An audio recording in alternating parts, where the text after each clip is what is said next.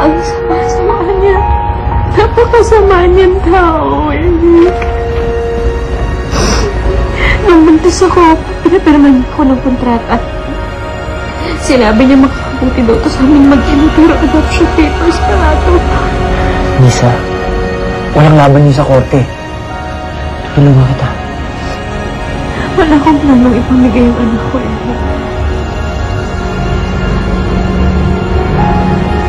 Napakasakit ng ginawa niya sa akin kanina. Siya ang unang nakakita at nakahawak sa anak ko. Samantalang ako ang naglawan. Ako ang nagdala ng siyam na buwan at naghihirap. Tapos ako hindi ko man nakita. Mrs., eto na po na yung Anak ko. Anak ko.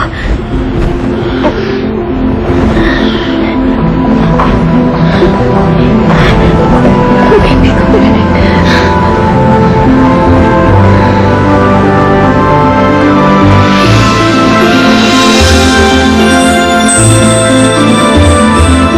Dama ni Proserfina ang ipinahihiw. Your son. Our son. O siya na. Siya na! Wala siyang pakialam sa akin dahil lang sa lintik na babae niya. Francia, ikaw kaya ang agawan ng anak. Ano magiging pakiramdam mo? Mateo, ginamit ko lang ang karapatan ko bilang grandmother ng batang yan. I used my rights. Lalong-lalo na alam ko na wala namang kinabukasan yung batang yan sa nanay niya. Anong ibibigay na kinabukasan ng babae niya doon sa bata? Wala! Baka naman ang kailangan na isang maayos na paliwanagan lang. Nieta, pagod na ako sa maayos na paliwanagan. Dito titira yung batang yan. Dito ko palalakihin. And walang makakapagpigil sa akin.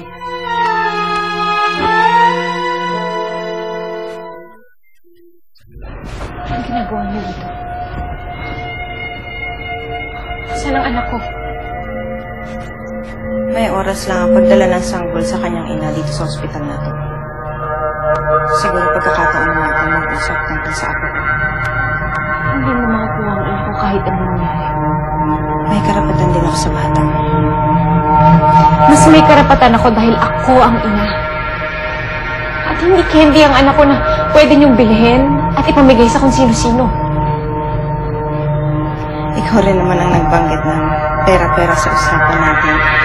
Elizabeth, sabihin mo nga sa akin ang katotohanan. Bakit ka ba naghirap na magluwas dito sa Maynila?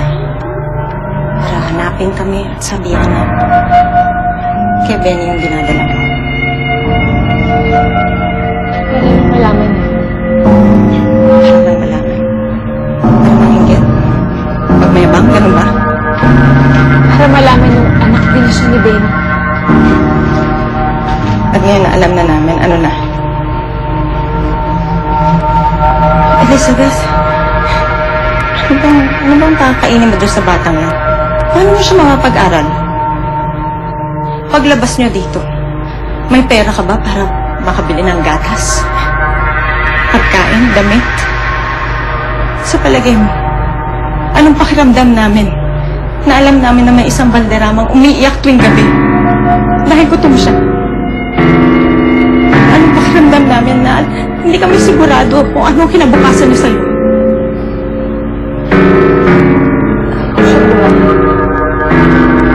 Hindi sa paraan ng balderama. Elizabeth, magkano ba?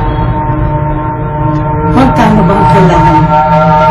Para lang mapapayag ka at huwag kang maghabol.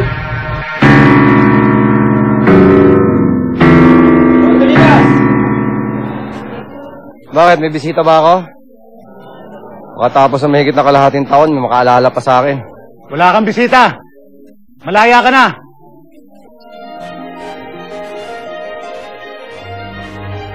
Ano? Hindi ko binibenta ang anak namin ni Benny. Hindi mo ba naiintindihan? Tanggapin mo man o hindi ang inaalok sa'yo. Sa akin pa rin ang bata. Nalabang ako sa korte. May pera ka ba? Oo nga pala. Andiyan si Eric. Tulungan ka. Pera din ang Valderrama ang ipanlalaban mo sa amin. Lisa, wala ka na bang kahihiyan na natitira dyan sa katawan mo? Karapatan ko to. Sa palagay mo, hindi mo malalaman.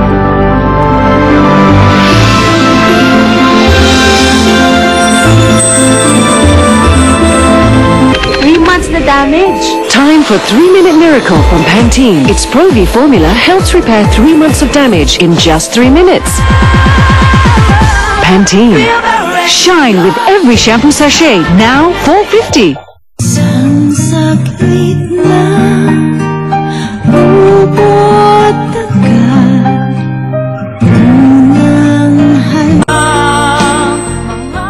Sigurado ba kayo sa paglaya ko? O baka setup lang to? Yan ang hirap sa iyo eh. Mahilig kang makinig ng drama sa radyo. Malaya ka na. Tamang duda pa to. Paano yung kaso ko? Andar. Yan sa lang katapat. Sino piyasa? Magbihis ka na. Ang dami pang daldal. The Valderrama Group of Companies will have a new external PR group. Nag-tender na resignation si Ms. Maya Benitez in behalf of her PR group, effective immediately. At babalik din siya dito. Kanina mo naman narinig yan.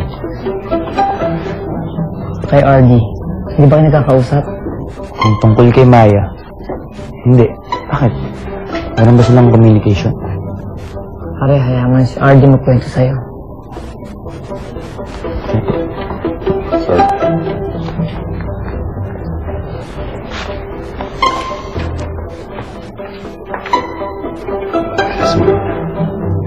Excuse me. We will take a break. The meeting will resume in 10 minutes. Eric, please stay.